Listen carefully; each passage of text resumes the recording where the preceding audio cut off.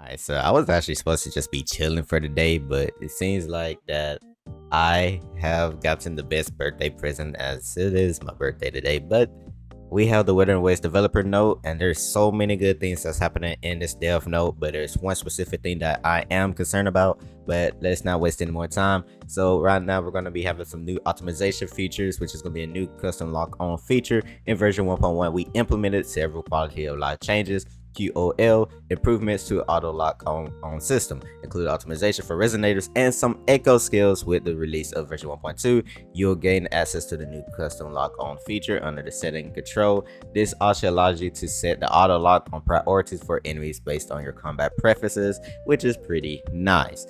Next up, we got the new utility hover droid shooter, which everybody been saying that Kuro Games can't hide their love for Nier Automata, which it does kind of look like the little robot from Nier Automata. But I also think this is gonna be also a good change because I believe they might be doing some changes to gun users in the future, and it's gonna be very possible that maybe we will see them no longer like have gun users have this whole charge attack for their guns. It's actually kind of annoying to use gun like users. I don't think really gun characters in the game are really that fun at all, besides Mortifi for being useful for what he could do with his liberation. But I just don't see the appeal behind the gun characters in the game. They're not really fun. They are in need of huge changes, and I think this is gonna be like a good step in the direction for Kuro Games. Believe it or not, I believe not that many people are saying how big of a change this is. So yes, we have your feedback regarding the need of frequent switch between the teams where there's no pistol using Resonator available for the challenges like photo vault and similar puzzles. In version 1.2, you'll be able to use the new hover droid shooter utility. Once the utility feature is available, you can equip the hover droid shooter in the utility wheel to shoot the hover droid. To simply tap or hold the basic attack button down. More hover droid features are under development. We hope this new addition will help better explore Solaris, which I believe it will. Now, this is another big change. It seems like they're it seems like we're gonna be having some more ways of getting or holding the wave plates here. It's kind of very similar to Honkai Star Rail and Genshin Impact, where you're able to hold your stamina or have more stamina than needed. So this is gonna be another great change. New feature to store excess wave plate. New features to store excessive wave plates will be introduced in version 1.2. Once you reach the wave plate cap, you will receive wave plate crystals instead. These crystals can be exchanged for wave plates of equivalent value. You will regenerate one wave plate crystal every 12 minutes up to 480 wave plate crystals. Once this limit is reached, you will not gain additional wave plate crystals, which is going to be another huge, and I mean a very big, huge change that's going to be coming to the game or feature. So next up, we got Zeshi. They actually kind of leaked Zeshi Kovon animation here.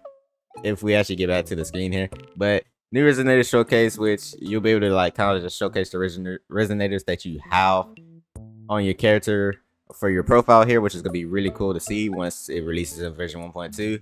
And I think I'm gonna probably have like Xiangli, Jetshi. Who else am I gonna have? I don't know the third character slot. I really want Shorekeeper. Maybe I might just keep it empty just until I get Shorekeeper. Who knows? So yeah.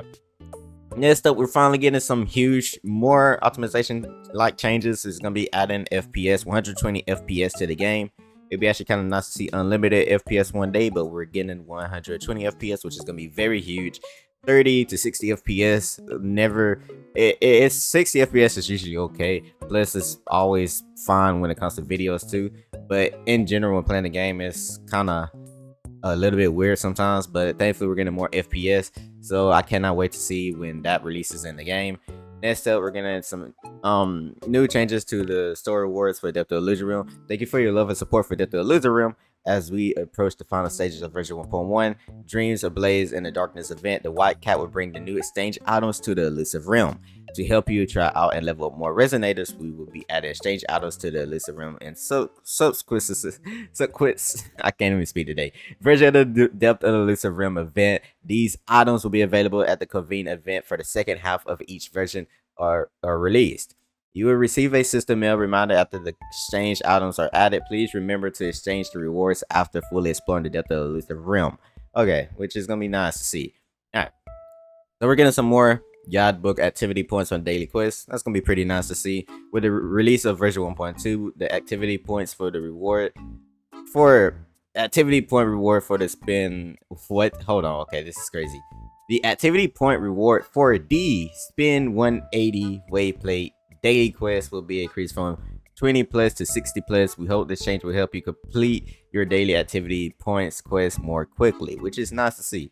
Now, this is gonna be a great thing that we're gonna be seeing in the game, and I quickly want to say this: if you are watching this video, please be aware that 1.2 might not have the best revenue, but 1.2 is going to be also a good update, and this is going to be the reason here. So especially note for the developers, version 1.2 in the turquoise moonglow is coming soon. In this update, we'll introduce the Moon Chasing Festival event and dedicate ourselves to address any issues that impacted your experience so far. We're well aware of where the ways still have room for improvements, which we already know. They understand that the game needs more improvements. We're committed to listening to your feedback and continually optimizing and enhancing the game together. We aim to create a better Solaris 3 and offer you more thrilling adventures. We're also excited to announce that everyone will receive a free 5-star Resonator character, Xiangli Yao, for free during the second half of version 1.2. Stay tuned for more details, which is going to be great. Sadly enough, Xiangli Yao is going to be the one that's going to be power creeping Kakuro pretty soon. So if you are a Kakuro main or you're still using Kakuro, be prepared to probably more than likely use Xiangli Yao. That's the rumors that's going on. But yeah. Also, they didn't really mention it here, but they're going to be doing some changes to Scar. I'm going to try to find it right quick on Twitter. So here's the changes that is going to be made for Scar in Tower of Versity, I believe.